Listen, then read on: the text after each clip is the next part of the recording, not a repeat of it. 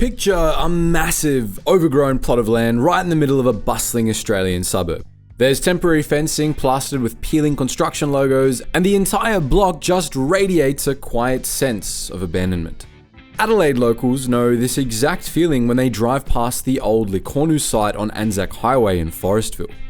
This physical scar, like many across the country, represents the expensive graves of a retail invasion that burned through $500 million before a single customer could walk through the doors. In 2019, the Australian grocery market was in a state of absolute panic because the German retail behemoth Kaufland had just announced its arrival. Backed by unbelievably deep pockets and a ruthless hypermarket business model, their explicit goal was to tear down the comfortable, highly profitable duopoly enjoyed by Coles and Woolworths.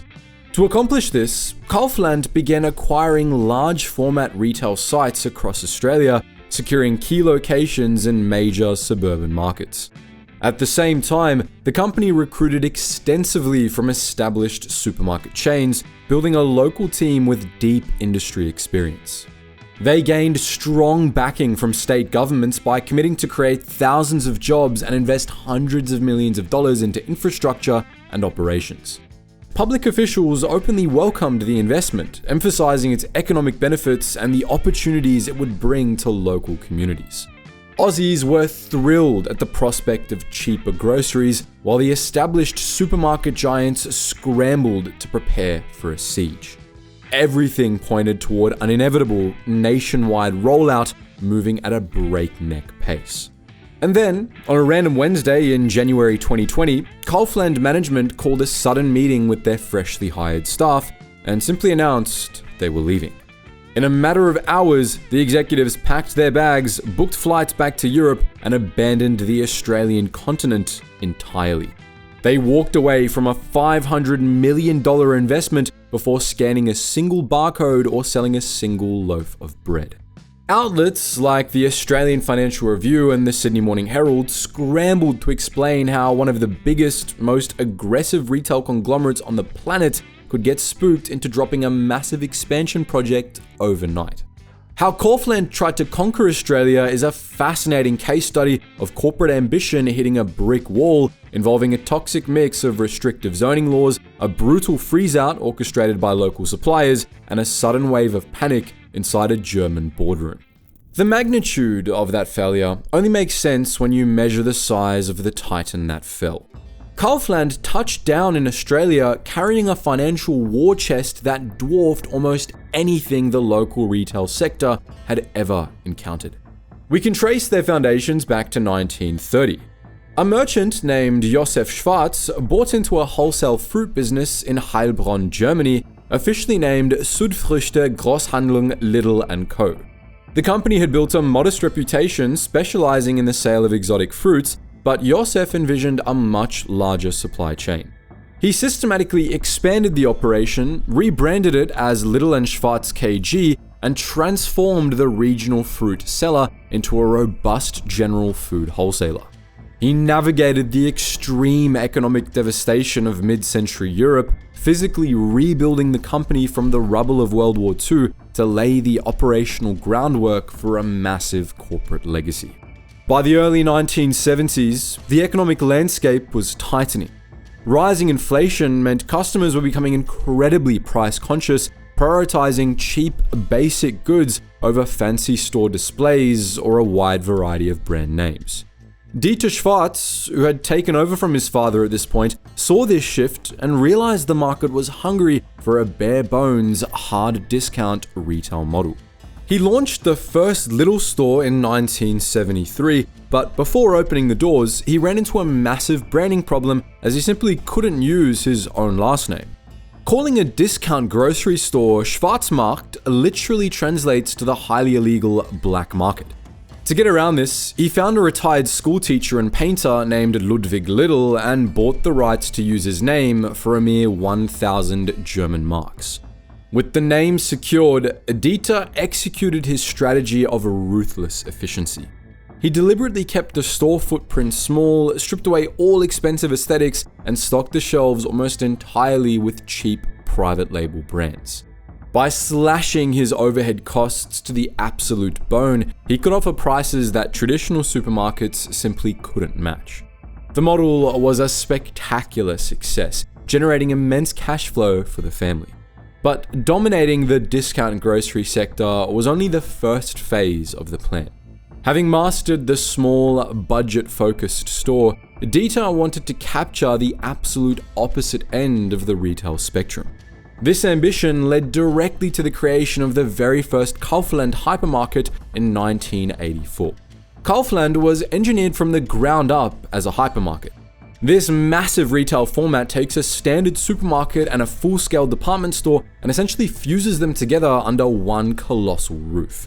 Walking into a European Kaufland, a shopper can pick up freshly baked bread from the in-house bakery, grab imported cheeses and premium cuts of meat, and then wander a few aisles over to buy a flat-screen television, a new bicycle, and a heavy-duty power drill. To sustain that extreme volume and rock-bottom pricing, the operation relies on a terrifying level of vertical integration. The Schwarz Group completely bypasses traditional suppliers by owning the actual manufacturing facilities, pumping out their baked goods, ice cream, and soft drinks. That control also extends way beyond the grocery aisles. They operate a massive in-house waste management firm called PreZero, and they even built an internal cloud computing division strictly to handle their colossal data needs. By commanding every single step of the process, they squeeze out the middleman from the factory floor straight through to the checkout register. Guiding this monolithic structure is Dieter Schwarz himself. He's a billionaire so intensely secretive that he almost never gives interviews and closely guards the inner workings of his empire.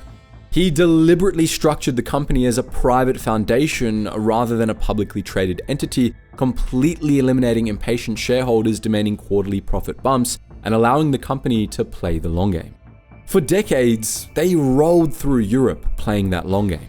By the late 2010s, this approach had built an empire generating well over 110 billion euros in annual revenue, supported by a vast network of more than 12,500 stores operating across over 30 countries. But eventually, an operation of that scale begins to face limits to growth. With strong expansion already achieved across its existing markets, Schwarz Group executives increasingly looked beyond their established regions for new opportunities, ultimately identifying international markets like Australia as the next phase of expansion. Now, targeting Australia is usually a massive gamble for a foreign retailer. The population is spread thin across coastal fringes, separated by vast, punishing deserts. Moving goods from an eastern port to a shelf in Perth requires incredibly expensive, complicated supply chains. We've seen dozens of global brands launch down under with massive PR campaigns, only to pack up and leave a few years later when the sheer cost of freight destroys their margins. But for a massive grocery conglomerate like the Schwarz Group, that geographical hurdle was completely overshadowed by one irresistible opportunity. The market was incredibly concentrated. For decades, the Australian grocery sector has operated under the iron grip of a comfortable duopoly. Coles and Woolworths have deeply embedded themselves as cultural institutions, and over the last century, these two giants methodically swallowed up smaller regional chains and bought out independent grocers to consolidate their power. Controlling that much of a nation's food supply grants a company an almost terrifying level of influence. The ACCC has repeatedly pointed out that with only two main players dominating the board, there's very little incentive for them to engage in aggressive margin-slashing price wars. They essentially set the rules of the game to benefit themselves. The only company that ever managed to bypass those rules and genuinely dent their armor was Aldi. When the German discounter arrived in 2001, it proved that an outsider could actually survive the Australian retail graveyard by relentlessly undercutting the big two on everyday staples, clawing its way to a 10% market share. Aldi forced Coles and Woolworths into an absolute panic, making them scramble to launch their own cheap private label brands just to stop the financial bleeding. Kaufland executives studied Aldi's playbook and saw an opening for a much larger strike. Aldi's success proved that Australian shoppers were exhausted by the high prices of the duopoly and were more than willing to switch allegiances for a better deal. However, Aldi operated on a strict, limited inventory model in small footprint stores. Kaufland offered a completely different beast. They planned to drop sprawling destination hypermarkets into the suburbs, giving families a place to buy their weekly groceries, pick up a new television, and grab a coffee all under one roof. The Schwarz Group mapped out a full-scale offensive, preparing massive automated distribution centers and constructing retail footprints that dwarfed the local competition, aiming to simply outscale the incumbents through overwhelming volume. They set a firm goal to open 20 colossal hypermarkets across Victoria, South Australia, and Queensland. To get this done quickly, Kaufland heavily courted state governments by dangling the promise of massive job creation and huge regional infrastructure spending. The politicians took the bait eagerly. Victorian Minister for Economic Development, Tim Pallas, stood in front of the camera, proudly wearing a hard hat alongside Kaufland executives as they talked about how great their investment would be for the local population. Our investment of more than $450 million will generate thousands of jobs, create opportunities for local businesses, and moreover, stimulate competition and consumer choice for Victoria and for Australia. This is, as the plans stand at the moment, the biggest distribution centre in the country. Our construction will begin here from May. Mark? Karianne, thank you. Bureaucratic red tape seemingly vanished overnight as local councils expedited approval processes, creating a tidal wave of momentum that felt entirely unstoppable. The absolute crown jewel of this operational blitz was a staggering piece of infrastructure taking shape in Victoria. Kaufland had purchased a massive 28-hectare plot of land in the Merrifield Business Park in Mickleham, a rapidly growing suburb in Melbourne's north. On this site, they commissioned a sprawling 110,000 square metre distribution centre. It was rigged with advanced temperature-controlled storage, dozens of recessed loading docks, and a 10,000 square metre freezer facility. This concrete fortress was engineered to be the beating logistical heart of their Australian empire, capable of pumping thousands of pallets of stock to hypermarkets every single day. While the foundations were being poured in Mickleham, the real estate team was busy snapping up retail beachheads. After dropping $25 million just to secure the iconic former Lee Cornu site in Adelaide, they launched an aggressive buying spree through the Melbourne suburbs, snatching up premium land in Dandenong, Chirnside Park, and Epping, with more sites targeted. By the twilight of 2019, Kaufland had poured well over $400 million into the Australian dirt. They had over 200 local employees on the payroll, a massive portfolio of premium real estate, and a colossal distribution centre rapidly rising from the ground. Looking at the sheer scale of the sunk costs, the entire retail industry naturally assumed Kaufland was fully committed. But Kaufland's executives on the ground were secretly fighting a miserable war of attrition against the Australian property market. You simply can't slide a hypermarket into an empty slot at the local Westfield. A standard Coles or Woolworths operates perfectly well as an anchor tenant inside a suburban shopping centre, but a Kaufland practically is the shopping centre. They require vast tracts of land, demanding upwards of 20,000 square metres just to accommodate the colossal sales floors and the sprawling car parks needed to sustain their extreme high-volume business model.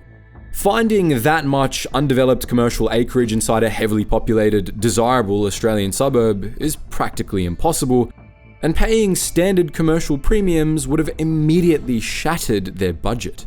In a controversial move, Kaufland completely avoided the red-hot commercial property market and instead targeted massive, cheap industrial sites on the suburban fringes. They banked heavily on their political leverage, lobbying the state government to step in and explicitly rezone these industrial blocks for retail use. This aggressive loophole absolutely infuriated the local industry. Independent grocers and regional councils accused Kaufland of receiving a massive financial free kick, bypassing the premium land costs and size restrictions that every other Australian retailer was forced to play by. While the state government was perfectly willing to play along and fast-track these industrial rezonings, local competitors quickly realised they could still weaponise the bureaucracy to slow the invasion down. During the approval phase for the flagship Adelaide location, established property groups and rival retail funds intentionally flooded the courts with formal protests and objections. Every single piece of red tape delayed the build, draining capital in a scenario where time is the absolute most expensive commodity on Earth. But surviving those zoning wars only solved one side of the equation. A 20,000 square meter hypermarket is ultimately just an empty shed if you can't stock the aisles. To actually make the retail model work, Kaufland desperately needed to secure a massive, uninterrupted pipeline of fresh food and highly recognizable local brands. Australian shoppers might be willing to compromise on imported power tools or discount televisions, but they're fiercely loyal to their pantry staples and demand premium, locally sourced meat and produce. But while Kaufland was trying to solve its supplier issues, the Schwarz Group suddenly found itself dealing with an alarming shift in its core European territories. The entire retail sector across the continent was experiencing a severe economic tightening, and the cracks were starting to show in the parent company's armor. Profit margins at Lidl, the discount powerhouse that had essentially bankrolled the group's global ambitions, had plunged to their lowest levels since 2012. At the exact same time, Kaufland's own revenue growth across its established European network had slowed to a frustrating crawl. The company was taking heavy hits from aggressive local competitors, escalating operational costs, and a thoroughly pessimistic consumer economy. Faced with these mounting domestic pressures, the executives running the Schwarz Group had to redo their math. They knew that building a hypermarket network from scratch in Australia was inherently designed to be a short-term financial bloodbath, with internal projections undoubtedly factoring in a full decade of sustained heavy losses just to achieve the massive scale necessary to eventually turn a profit. Subsidizing a decade of bleeding on the other side of the planet is entirely feasible when your primary profit centers are invincible, but the moment those core markets start looking vulnerable, engaging in a massively expensive war of attrition in a highly regulated, actively hostile foreign territory becomes an unacceptable gamble. Once that grim reality settled inside the Neckarsulm boardroom, the Schwarz Group simply pulled the plug. To quote Kaufland on the 22nd of January 2020, after careful and thorough consideration, Kaufland has decided to undertake an orderly withdrawal from the Australian market. The company will be concentrating its business on its European core markets in the foreseeable future. This decision is about focusing business activities in Europe and is no way a reflection of the efforts of our local employees or management or the support Kaufland has received from the Australian business community or governments. As a result, shares for both Coles and Woolies surged by more than 3%. Down on the ground though, the human cost was brutal.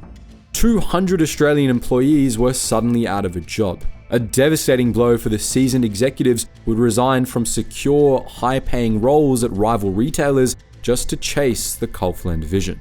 While the parent company assured the public that generous severance packages would be provided, the sheer shock of the sudden termination left the local workforce completely reeling.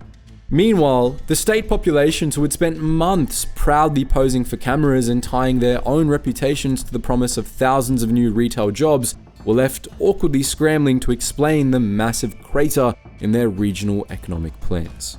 With the local workforce abruptly gutted and the regional political promises reduced to ash, the only thing left was the physical cleanup of the aborted invasion.